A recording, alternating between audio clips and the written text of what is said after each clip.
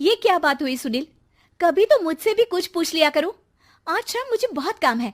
मुझसे पूछे बिना तुमने हाँ क्यों बोला? ओहो, तो अब पूरे दिन घर में खाली ऐश करने पर भी मैं तुमसे पूछूं कि बिजी तो नहीं हो? अरे फालतू का मेलोड्रामा नहीं चाहिए मुझे। टाइम से तैयार रहना। उसे सच में आज बहुत काम है बेटे, तू अकेले चला जाना। पहले पैसे कमाकर इनके खर्चे उठाओ और फिर नाटक देखो जरा। दोनों बाप बेटे हमेशा की तरह दोनों सास बहू को कड़वी बातें सुनाकर ऑफिस चले जाते हैं, जिसकी अब आदत होने पर वो दोनों भी किसी से कुछ बोले बिना अपने काम में लग जाती हैं। इसी तरह सुबह से शाम हो जाती है। मम्मी, समझ नहीं आ रहा, इतने सारे काम पड़े हैं जो कल सुबह तक अगर पूरे नहीं किए तब भी हम पर ही इल्जाम आएगा, और अगर पार्टी में नहीं गई तब भी सुनाएंगे। अरे इन कहो की तो आदत हो गई है बेफिजुल काय काय करने की। तू तैयार हो जा, काम मैं संभाल लूंगी। अब नेहा सुनील के घर वापस आने से पहले ही तैयार हो जाती है, जिस पर वो सुनील के आते ही पार्टी के लिए चले जाते हैं। वहां पहुंचकर हमेशा की तरह सुनील अपने दोस्तों में बिजी हो जाता है और नेहा एक कोने में खड़ी रहती है। रात बीतती है और अगली सुबह एक बार फिर वही रूटीन शुरू हो जाता है। इन लोगों को हमारे काम और जिंदगी की कोई अहमियत क्यों नहीं है? इन्हें कब समझ में आएगा कि घर में रहने वाली औरतें सिर्फ आराम नहीं करती।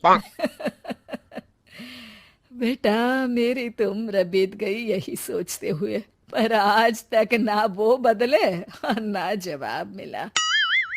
लेकिन माँ, समय हमेशा एक जैसा नहीं रह सकता, इन्हें बदलना होगा।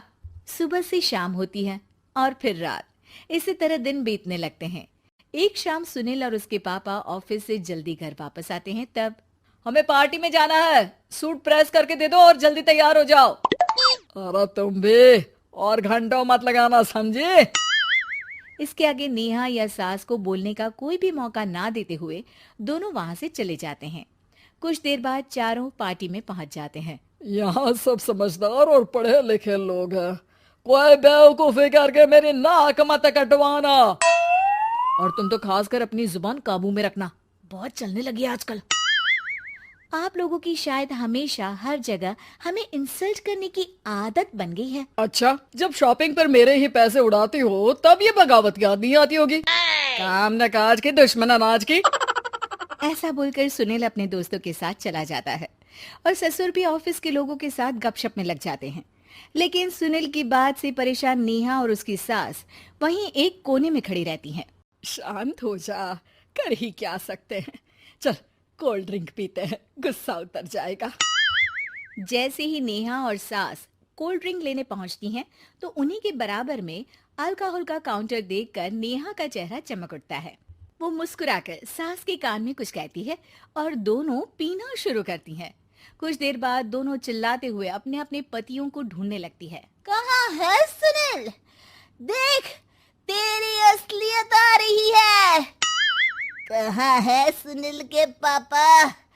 देखो, तुम्हारी शामत आ रही है। ये नजारा देखकर पार्टी वहीं थम जाती है। सब लोग उन्हें ही देखने लगते हैं। ये है मेरे पति। अरे काहे के पति? इनसे शादी करके तो मेरी किस्मत है फूटी। और ये मेरे पति, जिन्हें पति बोलने में मुझे आती है शर्म बड़ी। चलो आज आप लोगों को इनके असली रूप से मिलाते हैं, जिसमें ये अपनी पत्नियों की रत्ती भर भी इज्जत नहीं करते। हर समय उन्हें खरी खोटी सुनाते रहते हैं। हर जगह बिना मौका और माहौल देख उनकी उनकी सेल्फ रिस्पेक्ट की धज्जियां उड़ाते रहते हैं। क्या बोलते हो कि घर में रहकर हम करते ही क्या है? अगर ऐसी बात है तो कल से खुद अपने कपड़े धोना, प्रेस करना, सब्जी खरीदना, खाना बनाना और पसंद ना आने पर दोबारा बनाना, जैसे हम करते हैं ना। फिर घर की सफाई, सारा सामान अपनी जगह रखना, जो तुम्हारे फेंकने पर हम करते हैं। और फिर फाइनेंस मंत्री बनकर लिमिटेड पैसों में बढ़ती कीमतों के साथ घर का बजट बनाना। सुनील, इन्हें चुप करा। अपनी तो कोई इज्जत है नहीं, हमारी भी खराब कर रही है। हाँ, ये तो और बढ़िया है। अब अच्छे से सुनो। नेहा, ये क्या ड्रामा है? ड्रामा तो अभी शुरू हुआ है जी। सास और नेहा अपने मन की सारी भड़ास निकालने लगती है, जिसे चुपचाप खड़े रहकर सुनने के अलावा ससुर और सुनील के पास कोई चारा नहीं होता। बहुत देर तक यही सब चलने के बाद आखिर में दोनों सास बहू बेहोश हो जाती हैं। अगली सुबह सिर दर्द के साथ दोनों की नींद अपने अपने कमरे में खुलती है, जिस पर उनके पति उन्हें हॉल में लेकर आते हैं। मेरा सिर इतना दर्द क्यों कर रहा है? मेरा भी। इतनी देर में ससुर 2 ग्लास नींबू पानी लेकर रसोई से बाहर आते हैं। ये लो नींबू पानी, इससे सिर दर्द ठीक हो जाएगा। हम दोनों आपसे कुछ कहना चाहते हैं। सास बहू हैरानी से एक दूसरे को देखने लगती हैं।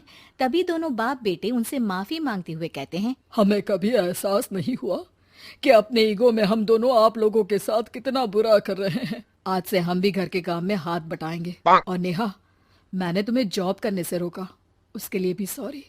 तुम्हें जो करना है करो। ये सब सुनने के बाद सास बहू मुस्कुराते हुए एक दूसरे की तरफ देखती हैं। अल्कोहल वाले काउंटर पर बैठकर कोल्ड ड्रिंक पीकर थोड़ा ड्रामा करते हुए आज इन्हें सबक सिखा ही देते हैं।